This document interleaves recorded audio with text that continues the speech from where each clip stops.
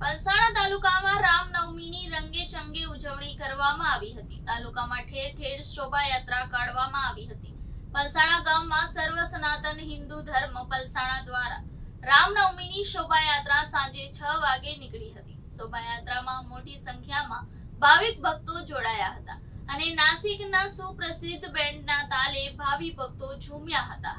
વહેલી સવારથી જ મંદિરોમાં પણ ભક્તોની લાંબી કતાર જોવા મળી હતી. મંદિરોમાં પૂજા અર્ચના અને હવન કરવામાં આવ્યા હતા.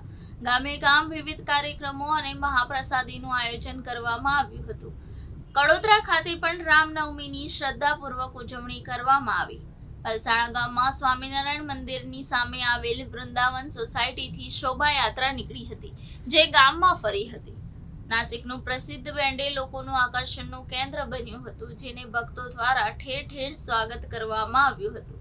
પલસાણામાં નીકળેલી શોભાયાત્રામાં સંતોષભાઈ યાદવ, અશોક શ્રીવાસ્તવ, બલબીરસિંહ પિલાણિયા, મનોજભાઈ શર્મા, ગોવર્ધનસિંહ રાજપૂત જેવા પરપ્રાંતીય આગેવાનો હાજર રહ્યા હતા. તેમજ ચલથાણ સુગરના પ્રમુખ કેતન પટેલ, મોહનભાઈ આહિર, માજી તાલુકા પંચાયત પ્રમુખ મિતેશ નાયક, તેજસ દેસાઈ, ગામના સરપંચ પ્રવીણભાઈ આહિર જેવા ભાજપના આગેવાનો પણ હાજર રહ્યા હતા.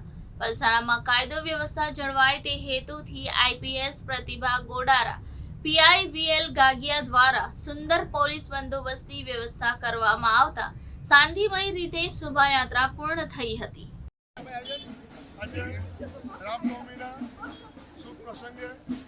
પલસાણા ગામની અંદર ભગવાન રામની શોભાયાત્રા કરવામાં આવી અને તમામ હિન્દુ ભાઈઓ એકત્ર થઈને રામનવમીની બહુ ઉત્સાહથી ઉજવણી કરી રહ્યા છે.